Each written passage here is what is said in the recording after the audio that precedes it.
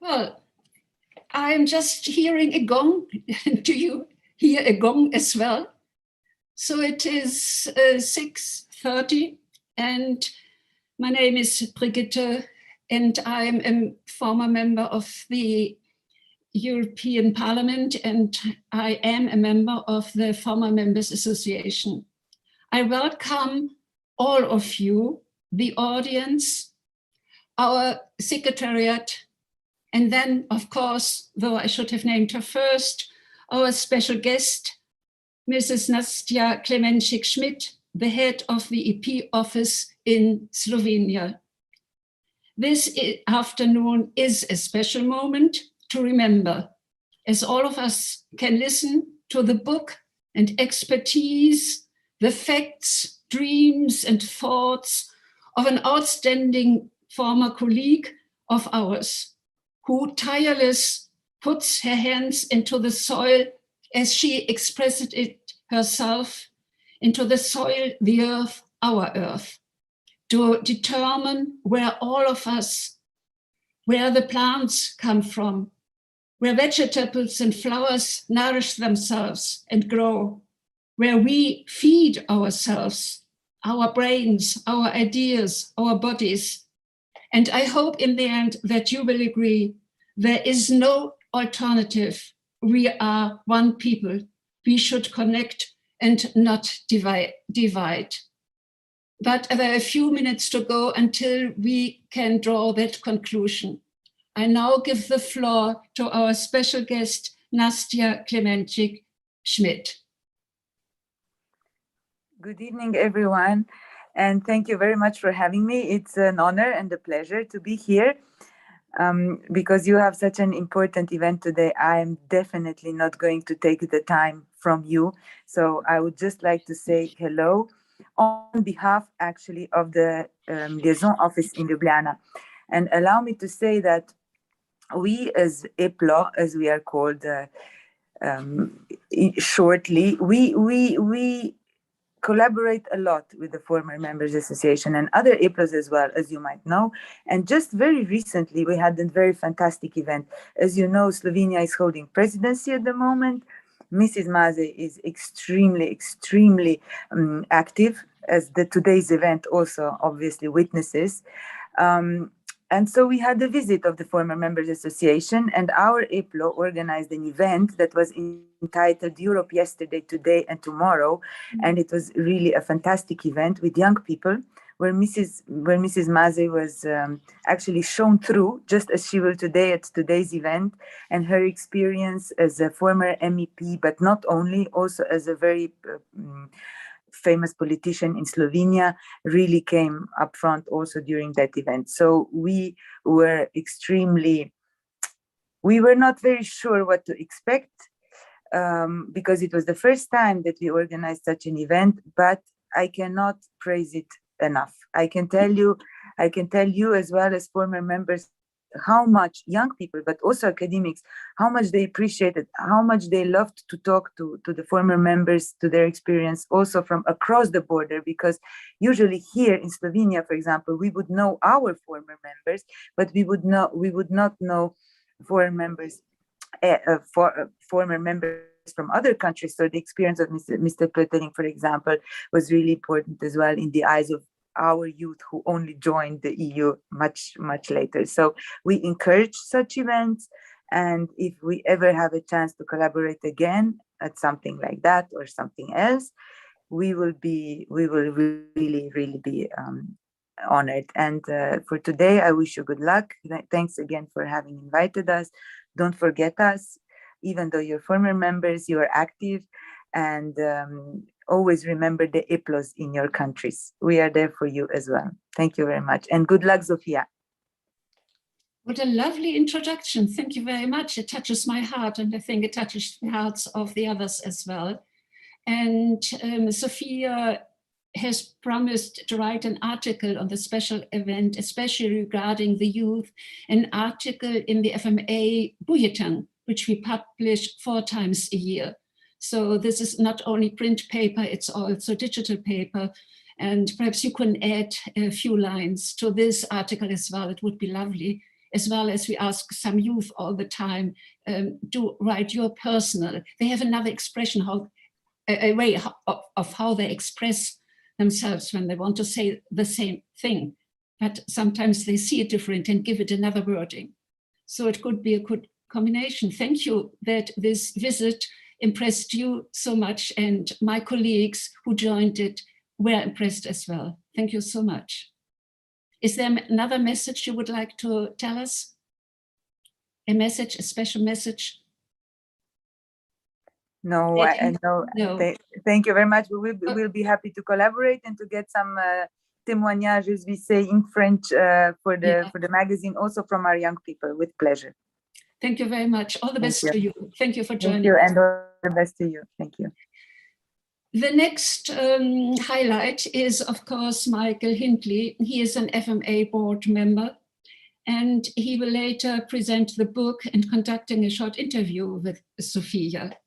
And if you haven't known yet who Michael is, so he studied at London and Lancaster universities and the Free University of Berlin. He taught at Greifswald. Actually, my parents were born in Greifswald, and Göttingen University in Germany. He was MEP from 1984 to 1999, Vice President of the International Trade Committee, and since 1999, advisor to EU Commission, Council of Europe, Europe Economic and Social Committee and International Trade Center of UN on international trade. He gives frequent lectures throughout Europe. He was and is associate professor at Georgetown University, Washington, DC, and is continuing to collaborating with all these institutes. So Michael, we are ready to listen to you presenting the book and conducting a short interview with Zofija. I can't hear you. Yes, I've just unmuted. Thank you very much indeed. It's a great pleasure. Excuse me, I have a little cough, but I'm very pleased to be with you tonight. One thing in particular, I'm very pleased that my first presentation as a member of the board is to welcome a guest from Slovenia. Between leaving school and going to university, I went to what was then called the Yugoslavia. It was a adventure for me and my brother, beyond the normal trips that students make from my country to France or Germany. And so I got very fond memories of Lake Bled and traveling round. And so it's a great pleasure to have seen your country so long ago, and now to be able to speak to a very different situation that exists in your country. So I'm very pleased that this is my first event and just to greet someone from Slovenia. Let me just say a few words and a question really to get us going, if I may, Zofija. I found your book very refreshing and it is written with great enthusiasm, which is quite infectious. It's enjoyable. It's good to read someone enthusiastic about their job. It's a mixture of a book. I'm sure people who've read it leaf through it. I'm interested in the methodology. It is partly a report of what went on in the European Parliament. There's then a report about a competition based on healthy eating, healthy food, healthy lifestyles.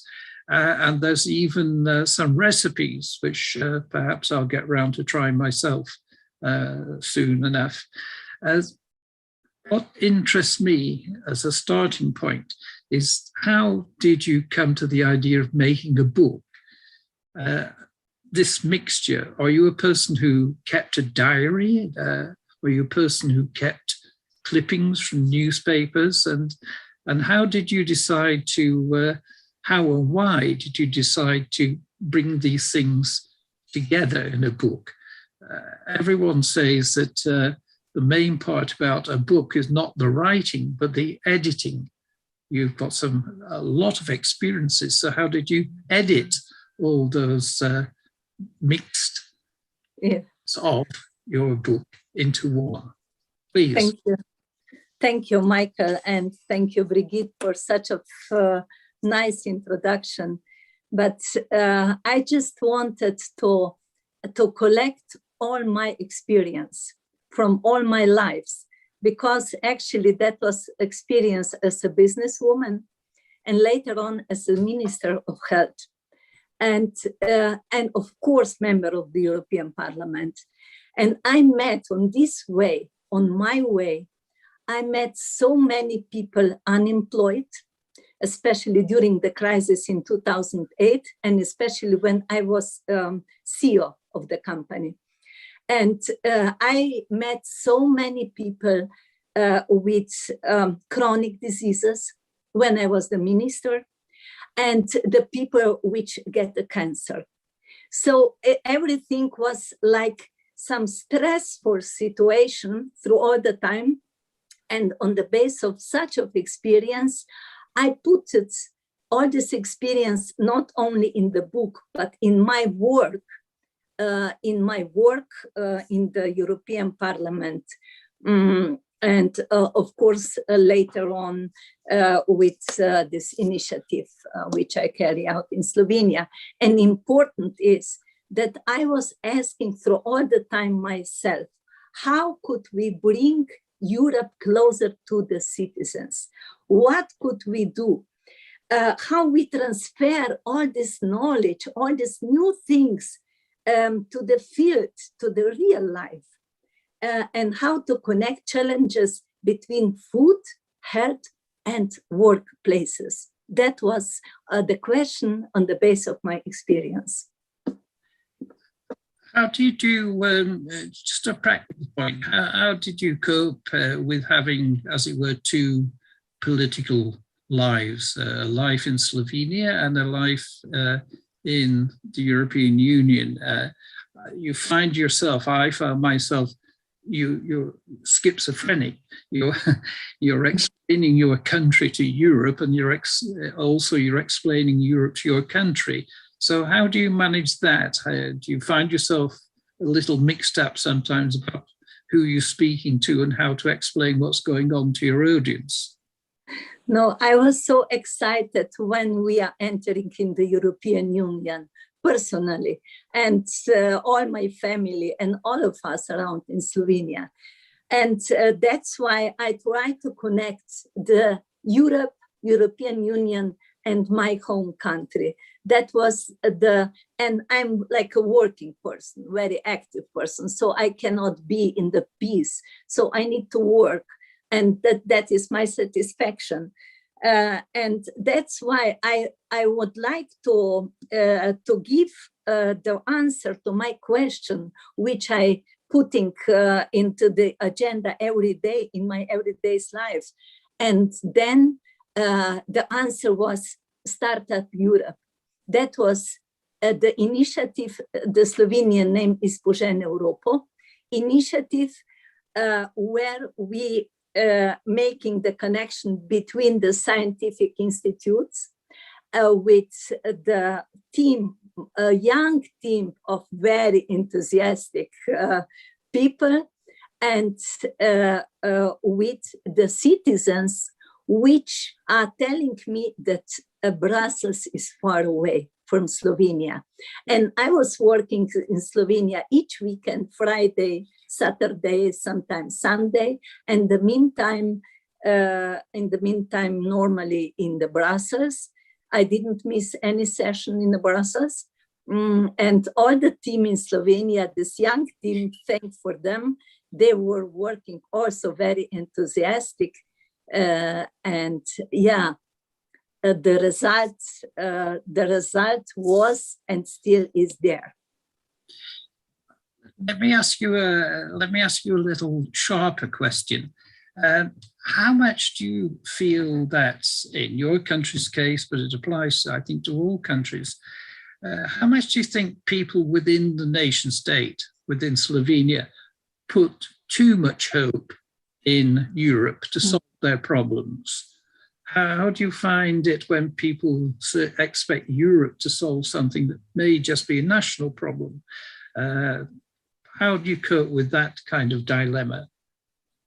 No, I would like to say that that is not such a situation by us, that Europe will solve the problem, but that we need each other. That is totally clear. We need each other, especially we are 2 million people, Slovenia, with 2 million citizens. We have the own language. We have the most famous sportist on the world. Probably you know this, in the bicycles, the skiing, and so on.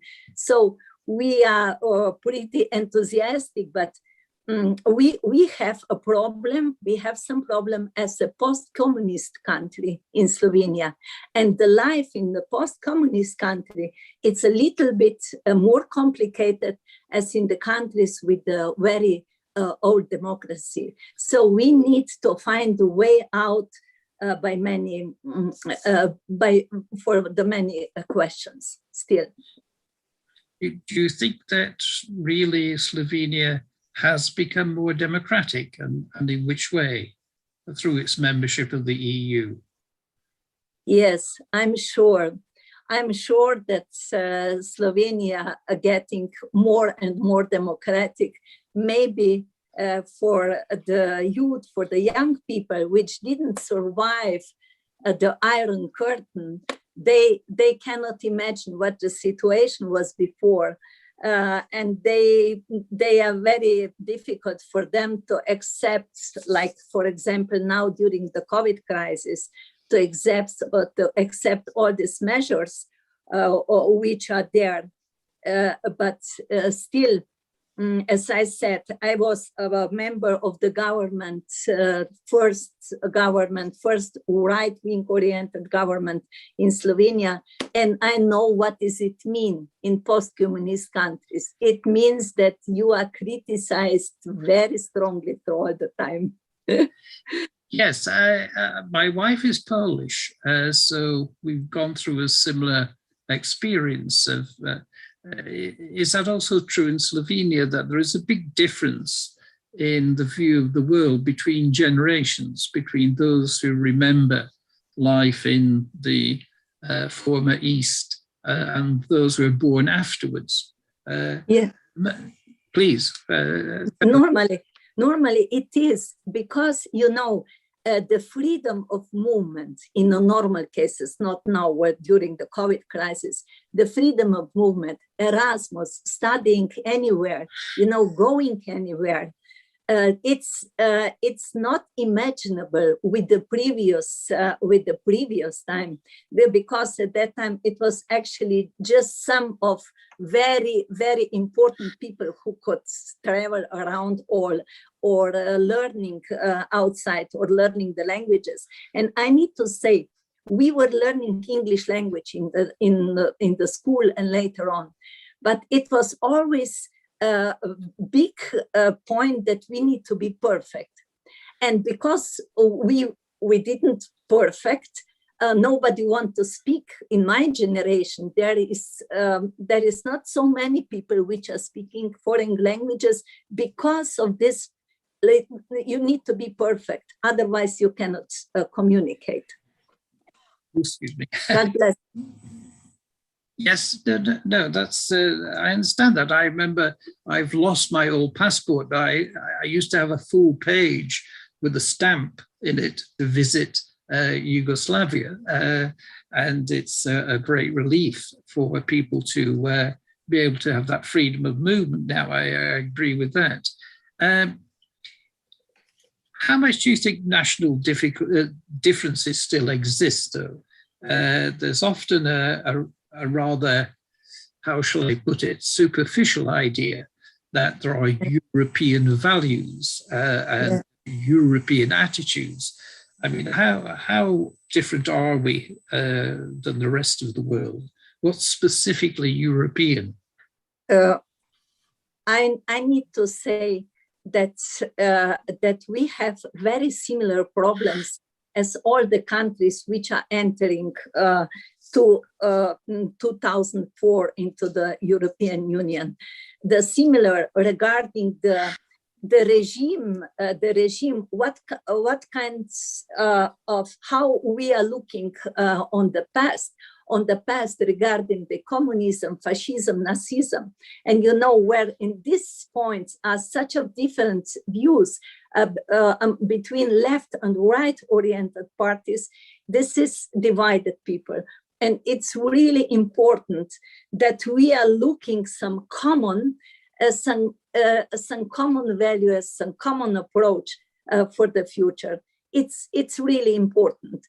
And I'm sure that we will find this. We will find this because, as I said, we are the first. We have the first bicycler on the world, the first skier which gets so many points in the alpine skiers, and so on. Tina Mazej, and so I know that we will find a way out.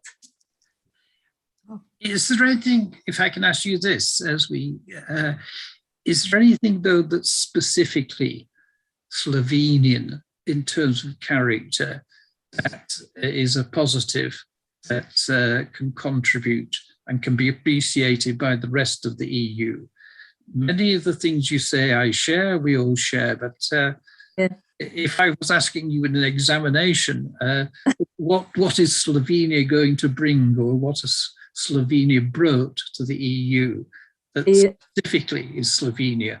Yeah, first of all, Slovenia brought a big forest and a healthy nature, which is very rare today. And the people which are willing to developing, to learning, to transforming, from X system, when we are talking about the economy, to the market-oriented economy. It was a huge transformation also. We could say that this is done.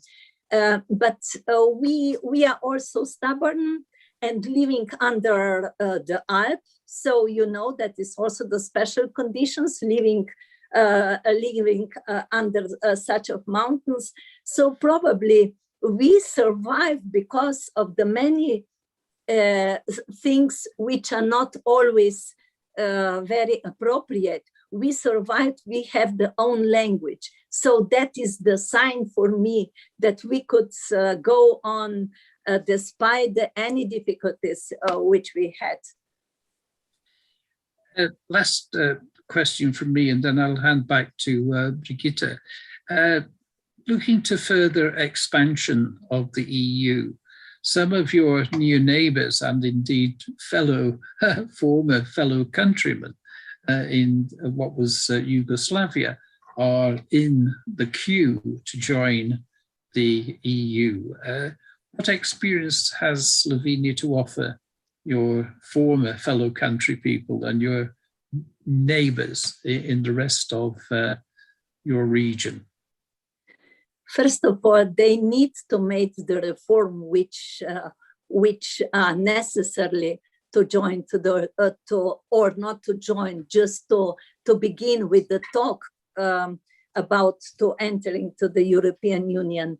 But on the another side, Europe needs to work hard on this issue, because Balkan, it's Balkan. There was a World War center somehow, and it is necessarily sooner or later to get into broader European family on this area. Otherwise, European Union will have some, I hope not, but we could have some another more difficult problems. Okay, thank you very much. That was, for me, it's a pleasure to speak to you. I'd like to hand back this. I think our intention is, if I can speak on behalf of Brigitte, to have a more open session which allows more people to join in. So thank you very much so far, and I'll hand back to you. Thank you. Thank you, both of you. Michael, I liked your introduction when you have been asking about the methodology. This is just my question when I had this book and I had been reading it. It's full of facts and full of vision, and it's not complaining. We are used nowadays, at least, sorry to say so, in my country as well, we complain so much. Whose fault is it because of this or that? No, she just says, look of what you have got. And she gave you the answer. We have a nature which you only must see and put your hand into the soil. This is one of Zofija's big sentences. So it's just the point. I think she really is infectious, enthusiastic, and enjoyable. And this is, yes, you're right. Others should listen to this as well. And the others, I should add, there had been some others on the participants list, but unfortunately, and due to very last minutes, they had to join other events as well. So they are interested. It is not a matter of disinterest in many of them, but it's just the obligation to fulfill other duties. I just want you to know it, but this does not mean that we should not think about it, how we can spread the audience to hear such a positive argument to be or to become a European. Thank you very much. And once you said we need ideas, Zofija, we have, the world is a market of ideas. This means we should not just look back, copy what has been done, because this is a different atmosphere. The sun is not the same every day, but we must accept what is happening now and what we could influence. Like sometimes it's something in the air, you know, the song, and there is something sometimes in the air, and we must learn to understand what is it actually about. And you are one of those who have the courage to accept this. And Michael, please let me ask Zofija, what is the role of women in your country? About the women, I was also writing down in my book what is the future of women. We could say that we are quite well, but it is not enough. We need to go on. First of all, for example, the women which are farmer women, farmers women, they are so important, you know, for everything, for education, for the family, for the land, for the gardening. And it is the question also of their income, not before the active life, but at the end.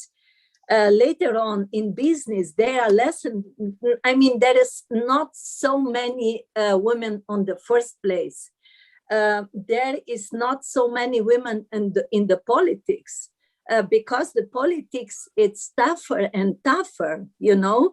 And the women, we are just stepping a step back. Maybe it's also good from time to time, but I wish, especially for the young girls from my grandchildren, that they will go on, first of all, to look at also the technical education, the computerization, digitalization.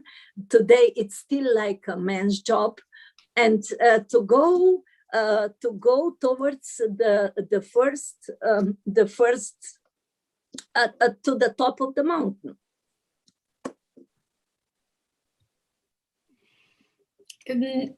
Michael, I've just been asking. There is no question in writing, and we do not see any question. We have to continue, so don't mind if I continue. And I would like to have the same question given to you.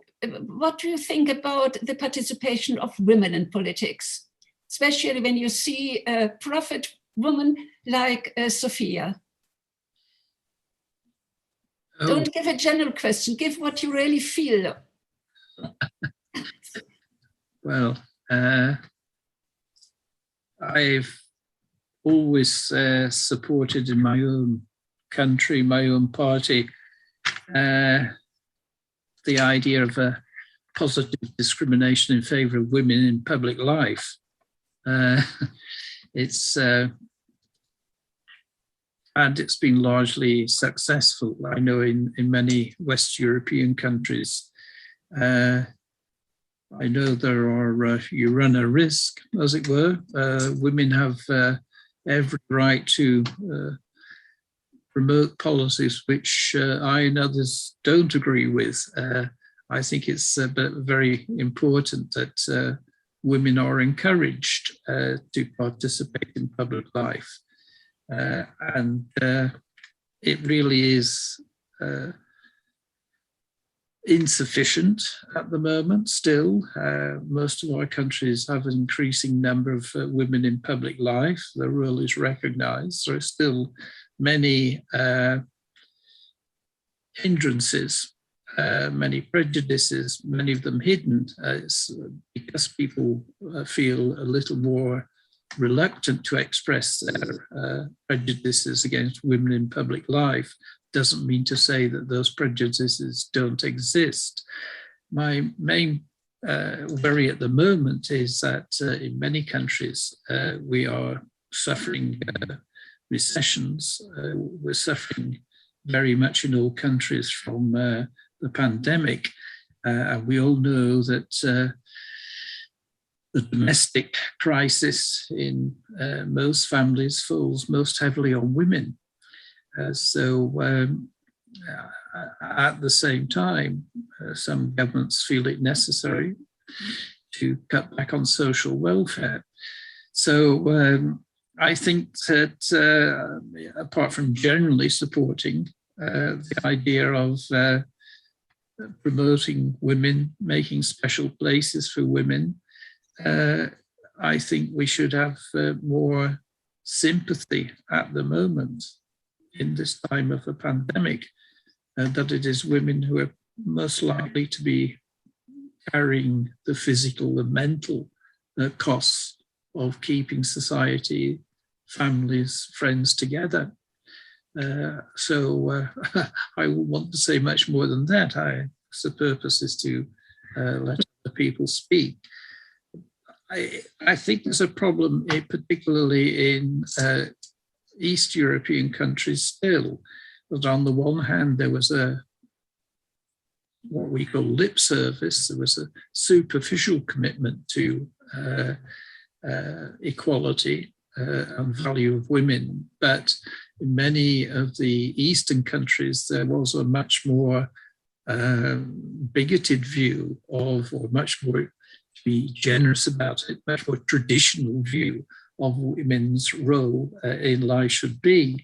And you still see the effects of that when I travel around Europe, when I was able to travel around Europe. So generally, yes, I've always been in favor. I personally have absolutely no problem of being led by women in society. Some of the biggest influences in my political life have been women. I've happily served under women in the British Labour group. I've been a county councillor where all the parties were led by women. I've always found it very refreshing.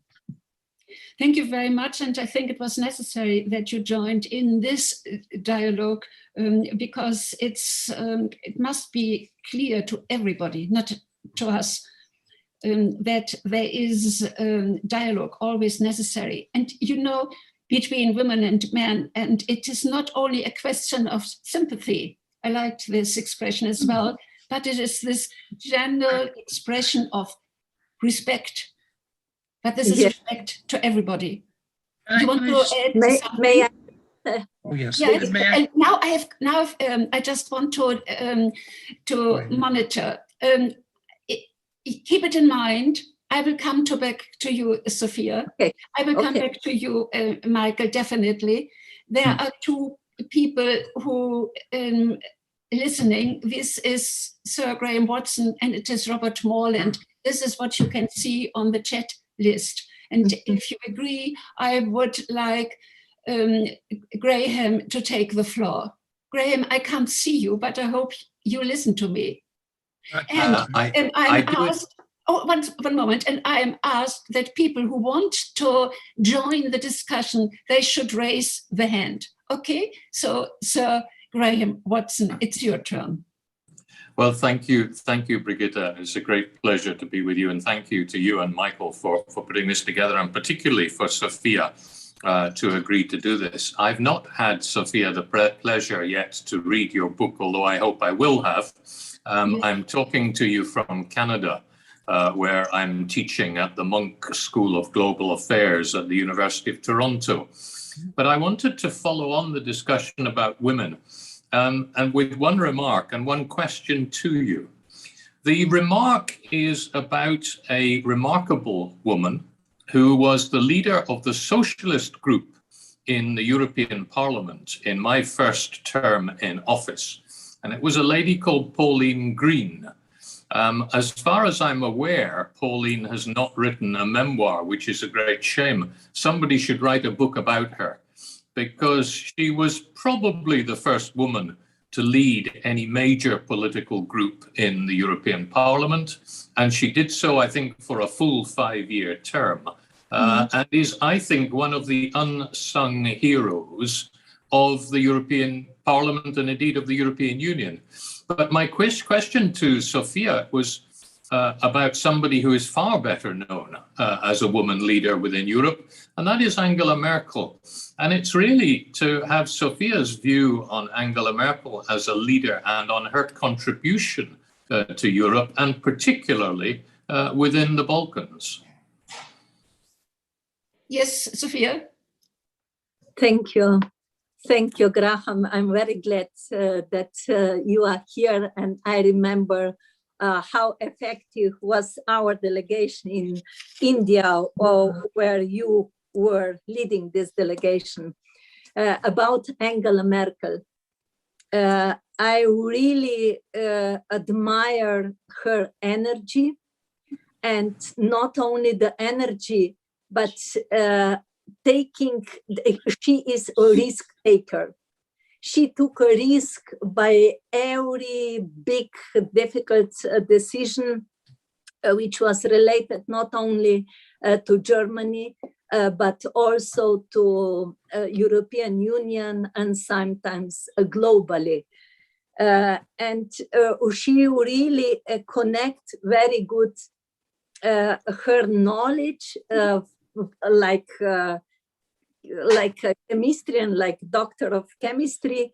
Later on, she made a lot of steps to the top of the political agenda, and we will really miss her, really, because she was capable, and she's still capable, doing the compromise by the most difficult questions.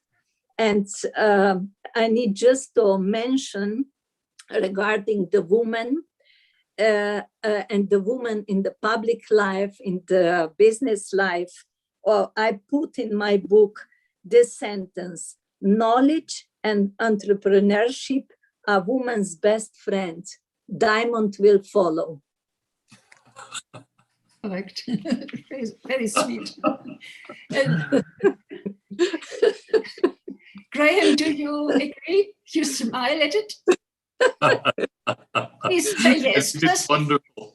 Yes, I think so too. But this does not mean Christmas is very close. Think of the diamonds. Thank you. I would like to continue with listening to Robert Morland. Robert, you have been one of the members of the Slovenian visitors.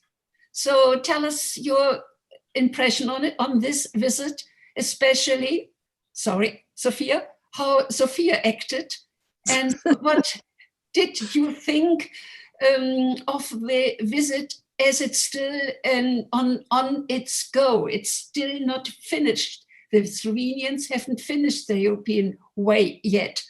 Give us an advice, give us a description, please. Thank you very much, Brigitte. I'm sorry you've got yet another British man to speak to you. And I feel many of you were saying, are they trying to take us over from outside?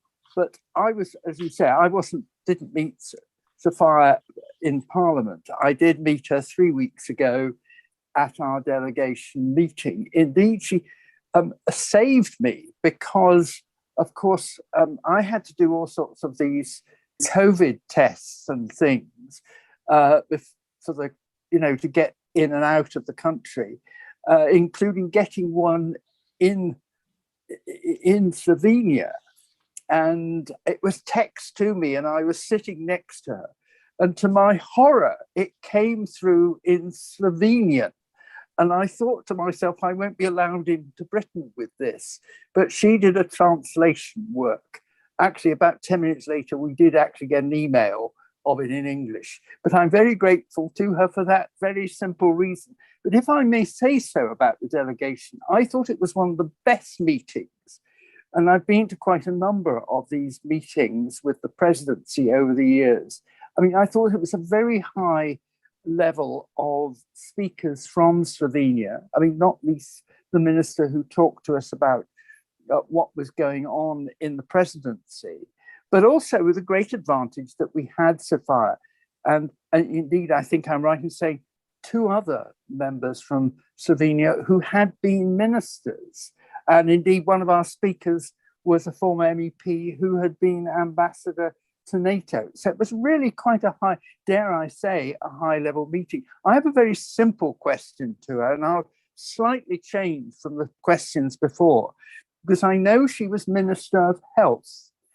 And in our conversation over dinner, we both agreed, in many ways, a great deal of sympathy for ministers across the EU who are ministers of health. I think even to the extent of saying, thank God we're not doing that job now, she said.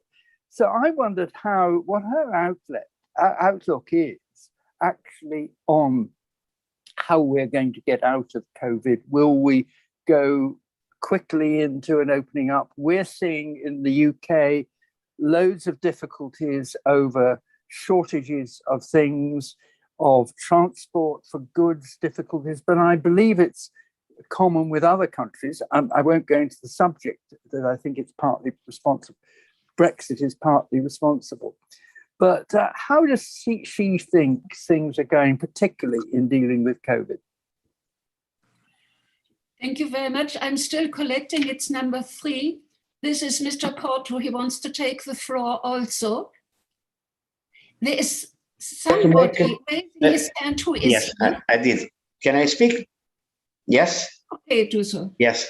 No, it is a quick remark or 2 short remarks. I came late because I was driving from my city, Coimbra, to Lisbon, but so I am looking for the book. But I mentioned in a translation of a book in Portugal recently about management, my women and my men, asking whether there are differences or not. It can be dangerous to say that there is a women's style and a men's style, because it can be a reason of discrimination. You are not accepted because you want a women's style or a men's style. Anyway, in that interaction, this is the second comment. I always quote the presidents of Germany, so of your country.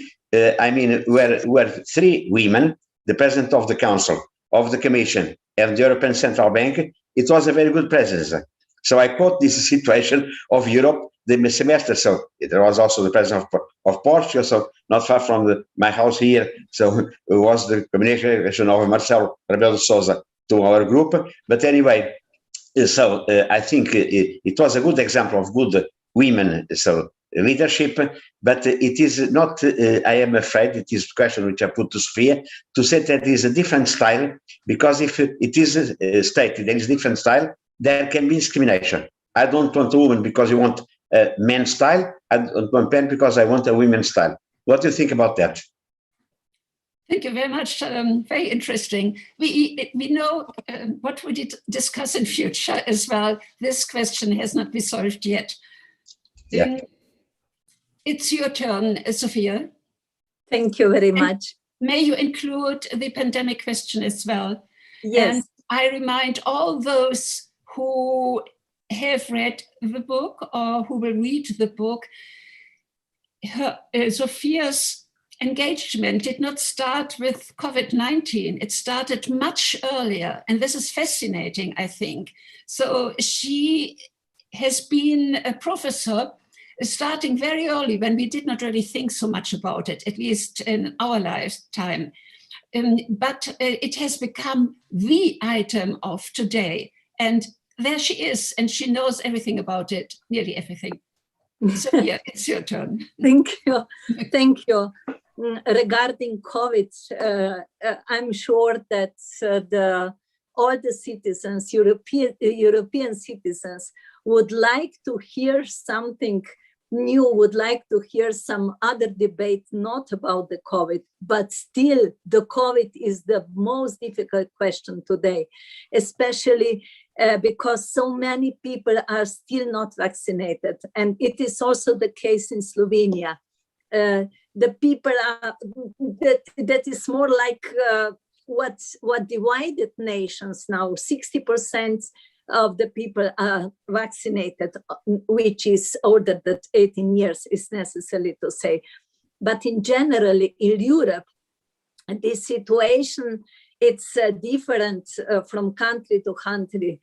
Some countries which have a high rate of the vaccination, they could say they could feel better. There's not such a big pressure to the hospitals, to the intensive care and so on. But in any case, we need to go to come out of this epidemic together. We are not alone at the world, not only each member states, not only European Union, but the whole world, because the virus don't know the borders. And the vaccination, it's still the most effective tools against the virus. Normally that there are the other measures, but still this is our hope. And please be also the ambassador of this message, how important is vaccination to protect also our children, because children are not vaccinated and they are coming more and more occupied with this disease. So thank you, Robert, for this question. And the second one about the women's style. I could first of all say from my experience, I'm sure that there is a difference between the men and women, but it is a good difference, because it is a good that we are a little bit different, that we are reacting different, and that we as a women, we are more sensible sometimes. It is not generally true, but more sensible. Maybe we are making the decisions sometimes more with our feelings, not only on the base of the fact. So that is maybe it's the nature, the different nature. So I'm very proud that I could react a little bit different compared with the managers, or even in the politicians. And that's why the world is nicer and better. And Zofija is saying it's a good difference. I think she's right. Nobody could express it better. When you have your book called Start Up Europe, Frozen Europe, this is your language. When I got it from you in the parliament already, I was wondering this is just the expression. We must see the European Union or the discussion on Europe on the whole, not as a scientific event only or as an emotion only. We must see it as one world. And it is a world that lives by entrepreneurship, either big companies or small companies. And the smallest, I think, is you and others like you. So I thought it couldn't have a better name or title, this your book. Tell me how you got the idea to create a startup Europe. Yeah, that was in Slovenia. We were actually discussing the name, and we said Požen Europa. Požen, it's something when you are like turning a wheel, you know, like this, around and around, so going faster and faster. It is, we tried to persuade the people that need to go into action. And that's why start up. So it's wake up Europe, go closer to the citizens. It's not enough the million of papers which we have on the tables, the thousands of papers, but we need to go to the real life. We need to understand the real life, to understand the citizens and their needs. And we need to show them some good examples. We didn't finish before when we were talking about the activities in Slovenia, which will carry out through this initiative. Also the name Požen, Startup Europe or Požen Europa in Slovenian. We could see the result today. I will give you an example. Each day when I'm going down from our mountains to the valley, I see the entrepreneur, which was a part of our initiative. He took a land, he doesn't have the own land, but he took a land from the neighbors and making the marketing garden, making something which his family can live from. And he's entrepreneur today. So this is startup, see the idea, put the seeds into the soil, and then you could expect that something will growing up. If you do not put the seeds into the soil, then you could just waiting and blaming the government and blaming the European Union.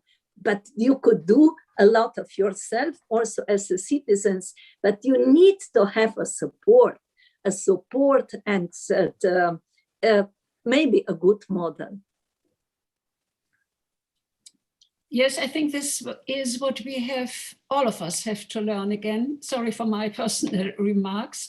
You have to press your fingers onto the right button, not only on a social media button like WhatsApp, etc. You must not live in a closed shop and area. You must see the whole world. And you won't get it just like that. You have to do something. Sometimes I am listening to people who say, as you said also, if it does not work well, the government is guilty. You say, no, it's yourself. Yeah, it's true. I mean, you know, especially the youth have so many ideas, yeah. And maybe they just need also the help or the good communication with the older generation, because the older generation have some experience also from our ancestors. So they are some knowledge about how to growing food. There are some knowledge, many of the children and young people, they do not know anymore how to grow something, but it is important, it is a strategical issue. So we see now also after the Brexit, what's going on in the United Kingdom. There is a lack of resources at this moment because the things are changing, and could be like this also by us tomorrow. On the beginning of the COVID crisis, there was a problem with the transport, with the logistic, also for the food and so on. So it is necessarily to connect the generation, the older generation, the younger one, and on this, with this, the younger could learn and could go on with their idea. And I said that they need to connect hope with the computer. It's metaphoric for this. Hope is a tool for the land, which you need on the garden or something like that. To connect with the computer, it means that normally the young people, they would go on with the most state-of-the-art idea, but they need the basic knowledge, and they could get it from the older generation. Yes, I think everybody will agree. Is there anybody raising his hand or her hand? So far not, and this gives me the opportunity to ask Michael. Michael, Brexit was a shock, at least to me, and I know to many others. But just to accept that it is a shock, this is not, can't be, this gives no future. Zofija is hinting to this market of ideas, a market of ideas. What do you think? Do we need other ideas, new ideas? But when will they start? Is there a startup for a market of ideas? Well, there's,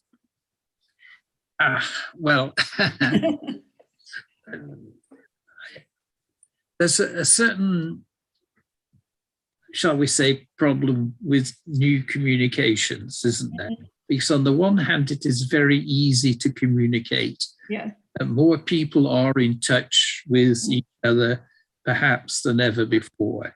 It's easier for people at every level to join in this kind of discussion. If you go on Twitter or Facebook, there are millions, literally, of connections. I'm not sure if that is improving the actual knowledge or improving the quality of the dialogue. Tend to form associations with like-minded people.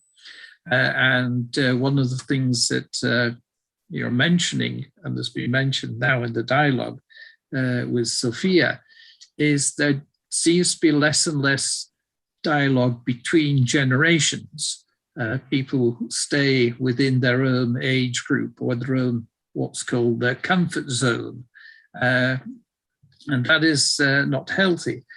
I put it in a social context. I remember having discussions for a long time now about the effects of being unemployed, about having little chances amongst younger people, and about how young people feel very separated often from the rest of society. And someone made a very good point about relating to men, but it also relates to women. And that is that as people are in a way more isolated in terms of work and don't work together, young men and young women don't mix with other generations. My mother, when she was only 14, went to work in the cotton mills as a young girl. But as soon as she was in the cotton mill, there were older women, some of them grandmothers, some of them mothers. And so a young girl like my mother became immediately socialized. She would mix with people, more mature women who had other concerns. My mother, as a teenager, was a normal teenager. She wanted to have fun. She was working at an early age. She committed herself to her family and things like that. But coming across women with other problems was very good, because they had to speak to married women. and older women who could introduce them into the world of work. And that's the same with young men. Nowadays, the young teenagers congregate together and discuss the same things. There's no learning process. A young man now starting life doesn't come across really older men with different cares, different experience, different knowledge. And that, I think, is one of the illusions about quick communications. In a way, it means that we're, despite the number, the quality of communication is not the same. And the communication between generations is not the same as it was. I would see my own father as a role model. I would see my grandfather as a store of experience. You know, he lived a long life, and I would listen to him, and I wouldn't necessarily follow his advice, but I would take it into account. And I think that is happening less and less. And this is an unfortunate effect of modern communications. Can I just add one thing, go back a step, as it were, about women? When I went into the European Parliament, the leader of the Labour group was Barbara Castle, who was a very famous figure in British politics, although not real international repute. And I remember some of my contemporary young women who were elected same year as me asking Barbara for advice. Barbara being the Minister of Transport in Britain, she didn't have a driving license, and the press made much of this. How can this woman be the Minister of Transport? She then became the first woman Minister of Economics in Britain. And when my contemporary women friends asked Barbara for advice, Barbara said, don't go on the Women's Committee. Don't let them put you on the Health Committee because you're a woman. Don't let them say, oh, you must do social affairs because you're a woman. Don't let them say, oh, this is about hospitals. This must interest you because you're a woman. She said, go for economics, go for trade. When she went into the European Parliament, Barbara went on the Agriculture Committee. And I said to Barbara, do you have an interest in agriculture? And she said, no, it's 50% of the EU budget. That's where the money is, that's where the power is, and that's where I want to be. And I thought that was very, very good advice to women. You know, don't allow yourself to be, you're a woman, you should be doing this. You know, go for where the influence is, go for the hard subjects that the men say, oh, you wouldn't understand that, that's economics. You wouldn't understand that because it's foreign affairs. And this is why Merkel is also a good example. She's shown that a bright woman can come to terms with everything. But don't take Barbara's advice. Don't allow yourself to be pushed into this corner of, this is your subject because it's to do with women. When I entered politics, it was a social event. It was how to take care of a dog at home and in the streets. And I raised my hand, and afterwards, the responsible politician of my local party, he said, you must become a member of our party. Why? I said, yes, we have no women, and actually you can speak openly. So, and this was a good advice when I became a member of the Young Parliament. I followed Barbara, so to say. And my first and successful dossier was the dossier on Galileo. So it's a learning life, it's a learning lesson, political life for women as well. And you see some follow your advice, Michael, or Barbara's advice. Yes. When you reading the book, you know that we have another methodology. This is we write a review. Somebody is writing a review. And Zofija has a very good friend who is just putting her fingers into those chapters that are necessary to be mentioned.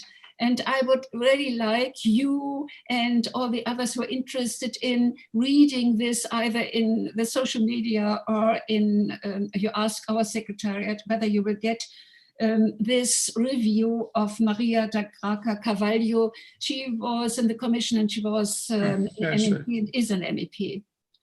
And coming back especially and centralizing on Zofija, I asked Zofija what are the milestones of her life. And it's very fascinating. She is just telling us, and you should read some of the milestones as well, what her steps are to climb up the step of career. And you will find exactly that as a woman, let me say so, a woman of sympathy and emotion and of knowledge. She's combining these three fields of being a person that is full of awareness. She is not copying. She is just being aware, for example, that her bicycle that takes her around this beautiful nature of Slovenia is now 70 years old and is of high value to her. Will you, and let me only add, Zofija, those who do not know yet, and they must read her milestones, she was awarded by the Josef Stefan Institute for her transfer of knowledge into practice. She is not smiling at you. She is just working so hard. And this combination is something which I give to my students. Do it as she did it. And then you will be successful. It's a hard way. You will not always get applause. I think you mentioned it already. But on the other hand, we must spread this old news. And she is also getting awarded as Personality of the Year in the field of economy of the then largest newspaper house, Delo. Delo is the online version of the central Slovenian daily newspaper. So she is combining old art and modern art.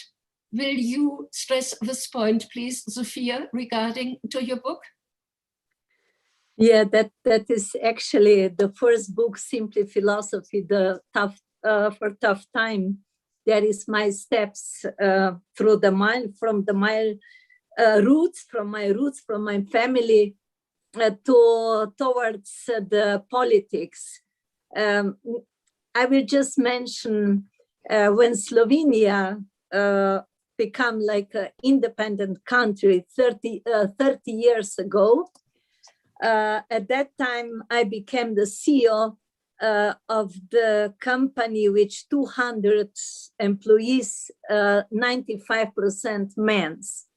So, and it was one of the very difficult time because actually nobody will believe that I, as a woman, could manage this company, which was actually under the water. But we managed this. But sometimes I thought that somebody will just throw me myself through the window, because the men were angry, you know, from time to time. There was not enough work, not enough money, nothing. But we survived, and that was also my life school together. To, you know, as a woman, it is difficult that you have very nice marriage, children, to be on the top of the position. So there are many personal disaster, if we could say, if I could say, like divorce, for sure, it's something very difficult, not only for me, not only for the woman, but for the children. But to go to the happier side of my life, I was very happy when I get a call from the president of the government at that time, Janez Janša, he's also today the president, very criticized president, but I have good experience to call that I can be the health minister. So it changed my life, and it changed also my feeling for the people with some problems, with some health problems, with the people which cannot just walk or which cannot just go out because they are healthy. There are so many people which we are not seeing them every day because they are not on the street, they are not in the theater, and so on. And I need to say that this period was very rich for me when I'm talking about the relation to the human, which are not capable to doing everything for themselves. And then the most beautiful time was in the European Parliament because of this international arena, because of all these languages.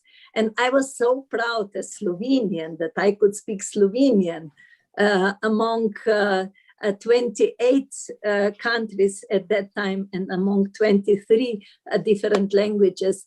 So it was something really special, awarding, and I'm very thankful for this opportunity. Today, I'm mostly living in the mountain, growing the own food together with the two daughters' families. So we have everything at home, we could say. We are transferring this knowledge and this idea also around to the other people which would like to know something about that. And I'm happy that I met so many nice colleagues in the former member association. Thank you very much. Is there anything you would like to add regarding this special content or the content about her book? Just one sentence. I believe this is not just the time to share our knowledge and experience, but to learn together, to move forward with all generations. I like, again, this title of your book very much, which inspired me and which stimulated me to say yes, that I would be the, let me call it, moderator of this event this late afternoon, because it gives us a new perspective. You have been succeeding in writing down this perspective, and I would like to invite everybody to read your book, and you will find it, as Michael said at the beginning, very enjoyable. And who really could judge that a politician is enjoyable? Tell me. But she is one, so she is like a prophet. And we talked about diamonds. I think she is a Slovenian jewel, at least in our European Union, presenting her own lifestyle, but is connecting with the other lifestyles that we find in our colorful European Union. I would like to thank everybody very much indeed of this special discussion. I hope that you, Zofija, are satisfied with what we are trying to get to know you, how we feel, that you feel that we are really interested in you and in your doings and in your political job, of course, as well. And I would like now to close up so far that I pass on to Michael Hindley, who gives us conclusive remarks. There's someone else trying to get in, so if you take someone else who's been indicating they wish to speak, I can see on my screen a Michael Elliott with his hand up. So if you've got a moment it would be nice to. Definitely. Elisabetta, do we get a moment? Yes, she says yes. Okay. Can you hear me? I can hear I you, can. but I can't Good. see I you. just wanted to pick up on what, incidentally, before I say that, it's so nice to see some of the colleagues that I've worked with over the years in the European Parliament again. I think we're all looking a bit older, including me, but it's lovely to hear and see again some of them. I'm very keen. I seem to spend most of my life on Zoom meetings now because I'm not very mobile and I can't get around very much these days, but it's splendid to be able to take part in these events. I just wanted to pick up on what Michael Hindley was saying about women and about the encouragement that was given by Barbara Castle to women to join, to get involved with the sort of activities on the in the Parliament that were most influential, shall we say. And the women shouldn't allow themselves to be trapped into women's committees. Well, when I joined the Parliament in '84, I was put on the Women's Rights Committee, and they did allow a number of men on it. I'm sure that's still true.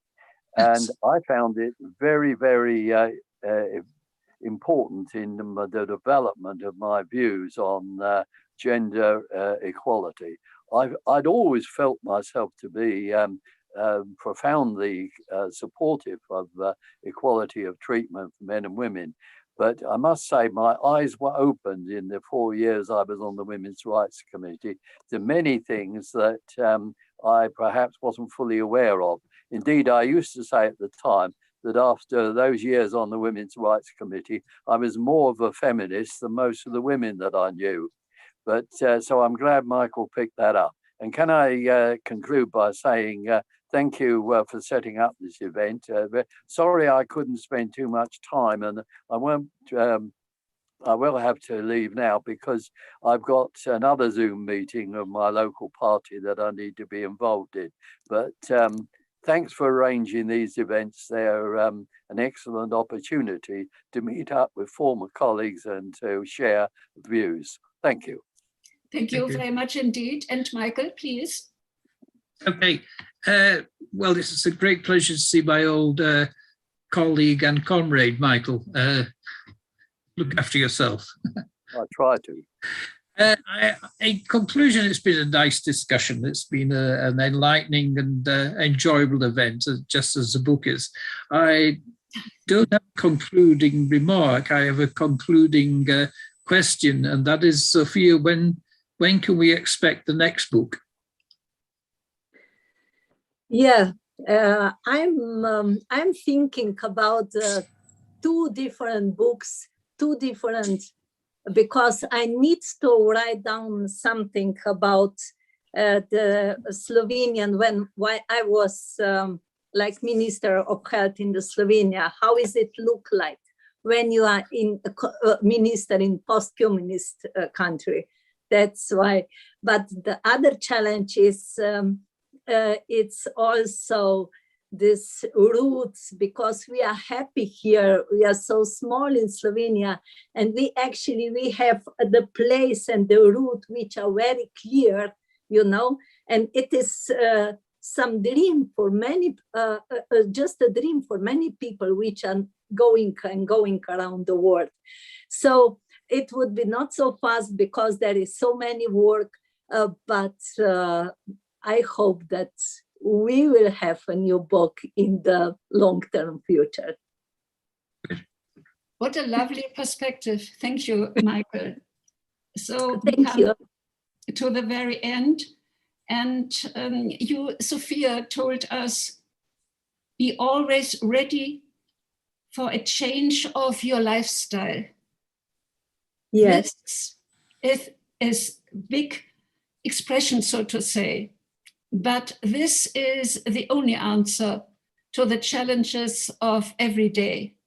And I think at least we, the audience, and also those who did not, unfortunately, wave their hands, will follow this change of lifestyle as well. at least I try, I'm ready to do so. And I think the others feel the same. Science and motions, scientific thinking and feeling is one in a body and in the brain of people. And this will be a sound combination if we take care of it and if we will be always aware of it. Awareness is one of the big items of today and tomorrow. Thank all of you that you participated and hope to see you next time in person